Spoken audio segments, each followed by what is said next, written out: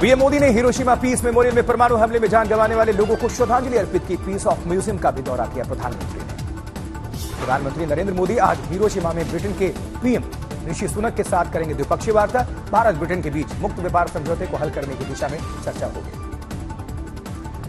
भारत और ब्रिटेन के बीच 2030 के रोड मैप पर दोनों नेताओं के बीच हो सकती है चर्चा। ब्रिटेन के साथ द्विपक्षीय समझौतों को मिलेगी मजबूती। ये मोदी पापुआ न्यू गिनी में पोर्ट मोरेस्बी की यात्रा पर जाएंगे। 22 मई को प्रधानमंत्री के साथ संयुक्त रूप से इंडिया पैसिफिक कोऑपरेशन के तीसरे शिखर सम्मेलन की मेजबानी करेंगे जेम्स मरापे। पीएम मोदी की पापुआ न्यू गिनी में द्विपक्षीय वार्ता। Governor general sir Bob Dadae Marape बैठक में होंगे शामिल। G7 के बड़े मंच पर प्रधानमंत्री मोदी का डंका, खुद आकर गले मिले प्रेसिडेंट बाइडेन। यूक्रेन के राष्ट्रपति ज़ेलेंस्की से भी मुलाकात। प्रधानमंत्री नरेंद्र मोदी ने कहा, यूक्रेन युद्ध दुनिया में एक बड़ा मुद्दा है। भारत और मैं युद्ध के समाधान के लिए जो कदम भी उठा सकते हैं वो उठाएं। ये मोदी बोले, युद्ध की पीड़ा क्या होती है आप ये हम सबसे ज्यादा जानते हैं। युद्ध राजनीति और अर्थव्यवस्था का मुद्दा नहीं है, मानवता का गंभीर मुद्दा है। ये मोदी बोले, क्वाड 2024 भारत में करते हुए खुशी होगी। हिरोशिमा में मोदी ने कहा, हम विश्व शांति के लिए लगातार कोशिश करते रहेंगे। उधर G7 की चीन को चेतावनी, कहा किसी का दबदबा मंजूर नहीं। साझा बयान में कहा गया, आर्थिक हालात को हथियार बनाया तो परिणाम भुगतना होगा। जबकि दिल्ली सरकार के अधिकारों पर केंद्र सरकार के अध्यादेश पर तनी तलवार। विरोध में खड़ी आम आदमी पार्टी तो भारतीय जनता पार्टी ने दिल्ली के हित में बताया फैसला। केंद्र के अध्यादेश को सुप्रीम कोर्ट में चुनौती देंगे केजरीवाल। कहा, यह सर्वोच्च अदालत की आदेश की अवहेलना है। बीजेपी बोली, संविधान को नहीं मानते मुख्यमंत्री। केंद्र के अध्यादेश पर सीएम केजरीवाल ने कहा, वो गर्मी की छुट्टियों के लिए सुप्रीम कोर्ट के बंद होने का कर रहे थे इंतजार। वो जानते हैं कि यह अध्यादेश अवैध है। सुप्रीम कोर्ट के दोबारा खोलने के बाद अध्यादेश को चुनौती देगी दिल्ली सरकार। केजरीवाल विपक्षी नेताओं से संपर्क करेंगे। राज्यसभा में बिल को ब्लॉक करवाने के लिए CM Kejriwal door to door campaign शुरू करेंगे। केंद्र के अध्यादेश के खिलाफ अरविंद केजरीवाल ने मेगा रैली की।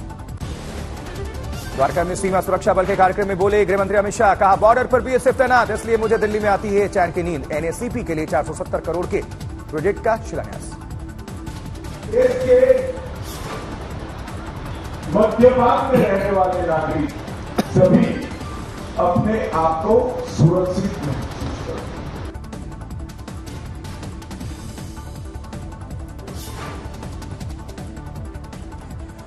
G20 की बैठक से पहले टेरर नेटवर्क पर एनआईए की बड़ी चोट। जम्मू कश्मीर के 7 जिलों में 15 लोकेशंस पर ताबड़तोड़ छापे मारे।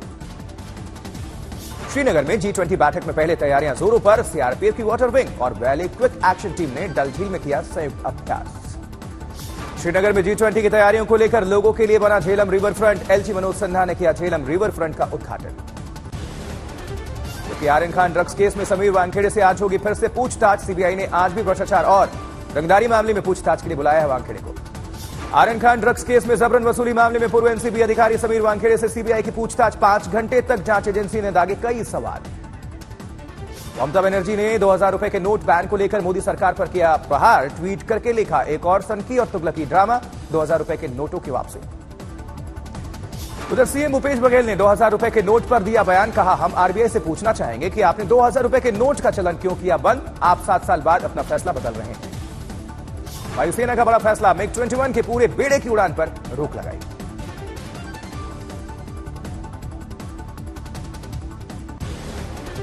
इधर प्रदर्शनकारी जंतर मंतर पर पहलवानों के समर्थन में आज किसानों की बड़ी बैठक होनी है। लिए जा सकते हैं कुछ फैसले। किसानों की मीटिंग पर प्रशासन सख्त। दिल्ली के बॉर्डर पर बढ़ाई गई चौकसी। दिल्ली पुलिस ने पहलवानों का आईपीएल मैच का टिकट फाड़ा। जंतर मंतर से अरुण जेटली स्टेडियम पहुंचे प्रदर्शनकारी पहलवान। बजरंग पुनिया ने कहा, हमारे पास टिकट थी, हम लोग मैच देखने के लिए जा रहे थे अरुण जेटली स्टेडियम। टिकट होने के बावजूद हम जानना चाहते हैं कि हमें क्यों रोका गया। दिल्ली में प्रेस कॉन्फ्रेंस में विनेश फोगाट ने कहा, अगर आश्वासन इज्जत लौटा सकते हैं तो हम आश्वासन लेते, हम मंदिरों में जाते हैं, ऐसी तस्वीर पोस्ट ना करें। बेंगलुरु में पेट्रोल पंप पर लग गई भीषण आग, झुलस गई एक लड़की। सीसीटीवी में घटना कैद। दुर्गापुर में राइस मिल में लग गई भयंकर आग। आग लगने के कारण इलाके में अफरा तफरी का माहौल है। कानपुर में इंजीनियरिंग कॉलेज में बदमाशों ने एक छात्र से की मारपीट। पुलिस ने आरोपियों के खिलाफ दर्ज किए मुकदमा। ऋषिकेश में राफ्टिंग करने वाले पर्यटक आपस में भिड़ गए, वीडियो सोशल मीडिया पर वायरल। हरदोई में मामूली विवाद में 2 पक्षों में जमकर चले लाठी डंडे। 10 लोग गंभीर तौर पर जख्मी बताए जा रहे हैं। जबकि शिमला में बीजेपी प्रदेश कार्य समिति की बैठक में शामिल हुए केंद्रीय मंत्री अनुराग ठाकुर।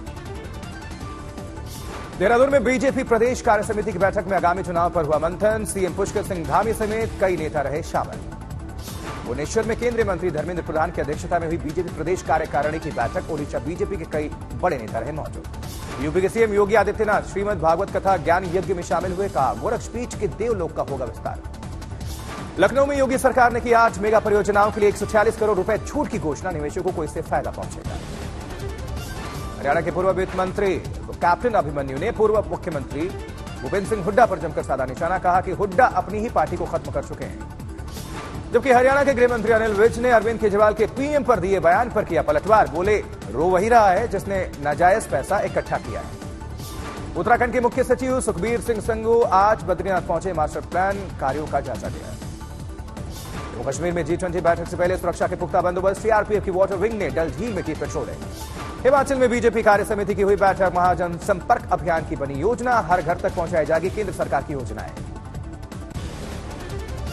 पुणे की FTII में द केरल स्टोरी के विशेष स्क्रीनिंग के खिलाफ छात्र संघ का विरोध प्रदर्शन। भारी संख्या में पुलिस बल तैनात।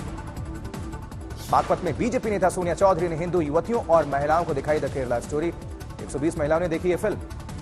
यूपी के डिप्टी सीएम केशव प्रसाद मौर्य ने किया 2000 के नोटबंदी फैसले का समर्थन। बोले, भ्रष्टाचार मुक्त भारत के लिए जरूरी है 2000 के नोट पर लगाया गया केंद्र सरकार का प्रतिबंध। 1984 दंगों में सीबीआई ने जगदीश टाइटलर के खिलाफ चार्जशीट की दाखिल। जगदीश पर दंगे भड़काने, गुरुद्वारे में आगजनी में 3 सिखों को जलाकर मारने का आरोप।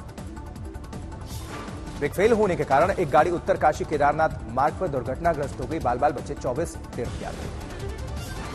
असम सरकार ने सभी सरकारी स्कूल्स के शिक्षकों के लिए नया ड्रेस कोड लागू किया है। शिक्षकों को सिर्फ फॉर्मल ड्रेस पहनने की सलाह। दरभंगा पहुंचे बिहार सरकार के समाज कल्याण मंत्री मदन सैनी। दिव्यांगों के बीच वितरण किया इलेक्ट्रिक ट्राईसाइकिल। कांग्रेस विधायक प्रशांत बैरवा का बयान। कहा, सचिन पायलट मामले का जल्द ढूंढा जाए हल। सुभाष महरिया के पार्टी बदलने पर भी प्रतिक्रिया। कहा, उनके डीएनए में है बीजेपी। पूर्व प्रधानमंत्री वीपी सिंह की पोती का मामला पहुंचा प्रधानमंत्री कार्यालय। उत्तराखंड के आईपीएस अधिकारी की भूमिका पर उठाया सवाल। बागेश्वर में आजाद हिंद फौज के एकमात्र सिपाही और स्वतंत्रता संग्राम सेनानी राम सिंह चौहान का 102 साल में निधन। राजकीय सम्मान के साथ अंत्येष्टि हुई।